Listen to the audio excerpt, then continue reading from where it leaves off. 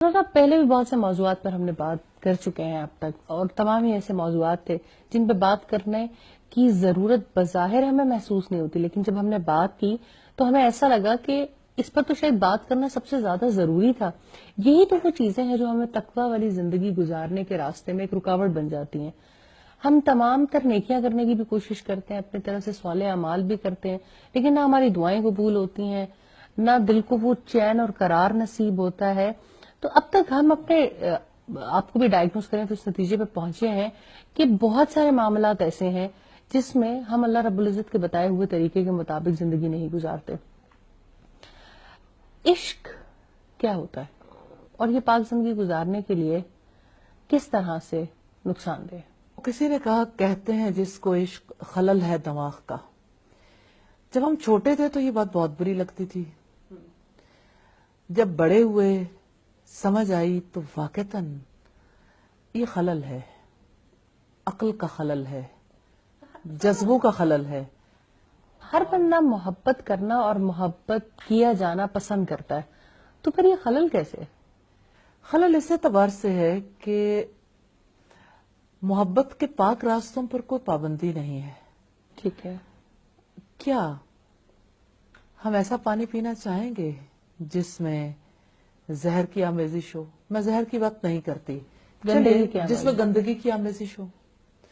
ہم pure water پینا چاہتے ہیں، ہم غذا کھانا چاہتے ہیں تو پیور کھانا چاہتے ہیں، تو ہم محبت کو امپیور فارم میں کیوں لینا چاہتے ہیں؟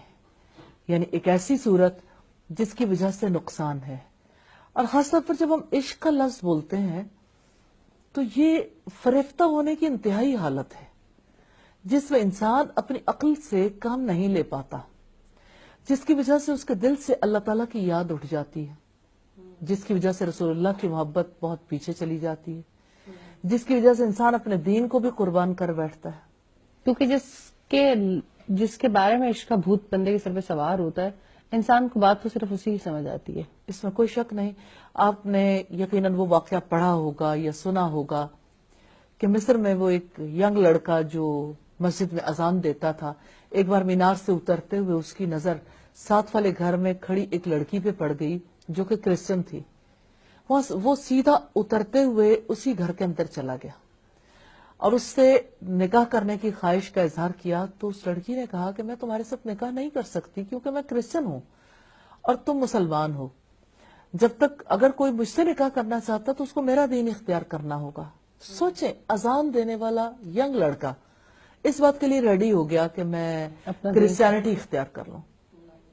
ابھی نکاح ہونے میں تو وقت تھا، لیکن یہ ہوا یوں کہ وہ جب چھت سے نیچے اترنے لگا تو اس کا پاؤں پھسلا اور وہ نیچے گرا اور مر گیا۔ اب اس کی جان کس حالت میں گئی؟ سوچے، جو اللہ کی بڑائی کے لیے 5 وقت دن میں اذان دیتا تھا، ایک لڑکی کا تصور اس کے لیے جان لیوا ہو گیا کہ اس نے اپنا دین بھی چھوڑا، ایمان بھی بیچ دیا اور پھر دنیا سے بھی چلا گیا۔ تو یہ اور اس جیسے بہت سے واقعات ہیں۔ جیسے ایک صاحب کا تذکرہ ہمیں ملتا ہے کہ وہ یعنی کسی لڑکی نے ان سے راستہ پوچھا، راستہ بتانے کے لیے انہوں نے کہا کہ آؤ میں تمہیں بتاتا ہوں، فلاں جگہ جو ہے وہی علاقہ ہے تو میں تمہیں لیے چلتا ہوں۔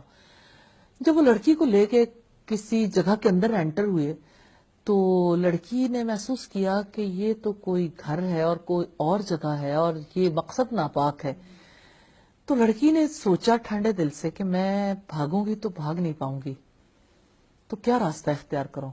تو لڑکی نے اس سے کہا خوشگوار انداز میں کہ کیا ہی یعنی اچھا ماحول ہے اور کیا ہی اچھا گھر اور باقی سارا معاملہ، تو کیوں نہ ایسا کریں کہ آپ اچھا کھانا لے کر آؤ تاکہ ہم اچھا وقت گزارنے کے قابل ہو جائیں۔ تو وہ فرد اس جھانسے میں آ گیا اور کھانا لینے کے لیے چلا گیا اور گھر کا دروازہ کھلا چھوڑ گیا۔ جب وہ 1 گھنٹے کے بعد کھانا لے کے واپس آیا تو وہاں پر لڑکی تو نہیں تھی، اسے جانے کا موقع مل گیا، لیکن وہ لڑکی اتنی سی دیر میں اس کے دل کے اندر اس برے طریقے سے سرایت کر چکی تھی کہ وہ گلیوں بازاروں میں روتا پھرتا تھا، اور یعنی لوگ جب اس سے اس حال میں دیکھتے تو اس کے ساتھ بات کرتے کہ تم یعنی اگر اتنا ہی تمہارے دل کے اندر تھا تو تم نے دروازہ بند کر لیا ہوتا، یہ فلاں کام کر لیا ہوتا، جیسے لوگ عام طور پر مشورے دیتے ہیں. لیکن یہ ہے کہ وہ یعنی ایسا کوئی کام نہیں کر پایا، اور ایک دن اسی طرح سے اسی کا نام لیتے لیتے انتقال کر گیا. تو آپ یہ دیکھیں کہ اس کے دل میں اللہ کی یاد کہاں رہی، اس کے دل میں زندگی کے بارے میں کیا تصور رہا.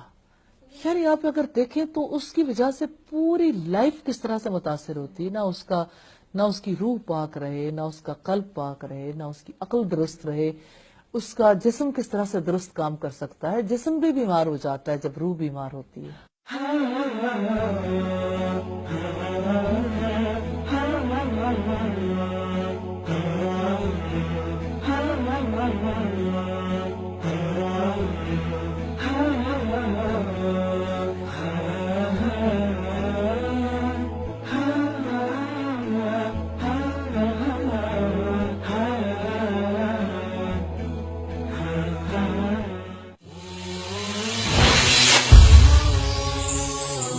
پیغام ٹی وی